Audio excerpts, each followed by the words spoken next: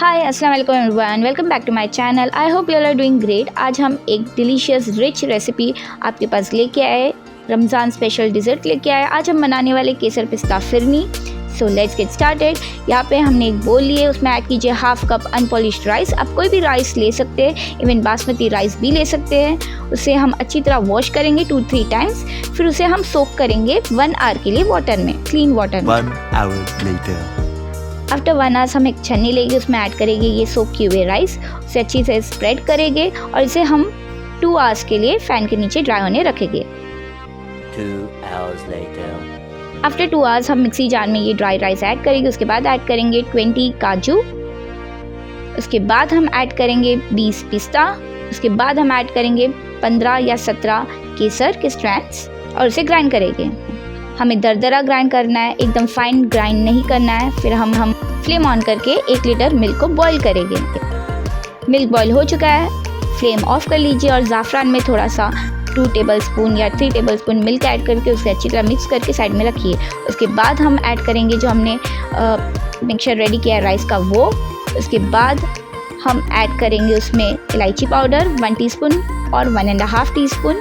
उसके बाद हम ऐड करेंगे फ्राइड नट्स। इसमें हमने काजू, पिस्ता, चारोली मतलब चिरंजी एंड बादाम लिया है, उसको अच्छी तरह चॉप करके हमने फ्राई कर लिया है घी में, वो हम ऐड करेंगे। आप बिना घी में फ्राई किया हुआ नट्स भी ऐड कर सकते हैं, बस चॉप कीजिए।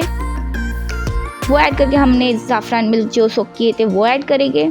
फिर हम अच्छी तरह इसे मिक्स करेंगे और तब तक कुक करेंगे। इसको कंटिन्यूसली मिक्स करते हुए, स्टर करते हुए कुक करना है तब तक जब तक थिक ना हो, कंसिस्टेंसी थिक ना हो जाए, गाढ़ा ना हो जाए। बिल्कुल रुकना नहीं है, कंटिन्यूसली स्टर करते रहना है।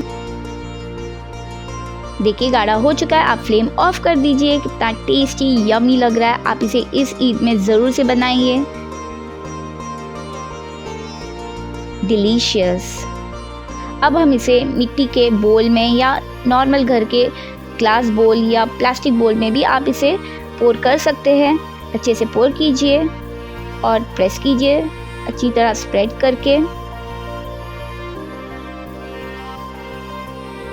देखिए कितना प्यारा लग रहा है। अब हम इसमें गार्निश करेंगे पिस्ता और केसर के साथ। आप इसमें गुलाब के पत्तियां से भी गार्निश कर सकते हैं और खूबसूरत लगेगा। गार्निश करके इसे रेफ्रिजरेटर में 30 मिनट्स मिनिमम रखिए। देखिए 30 मिनट्स हो चुके हैं। अब हम इसे ओपन करेंगे। Yummy, delicious.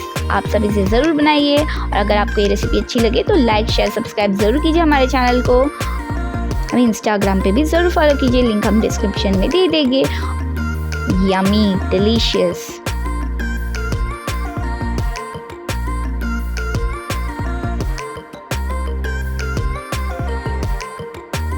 तो इस ईद ये डिज़र्ट ज़रूर बनाइए और भी हमारे ईद स्पेशल रेसिपीज़ चेक कीजिए डिस्क्रिप्शन में।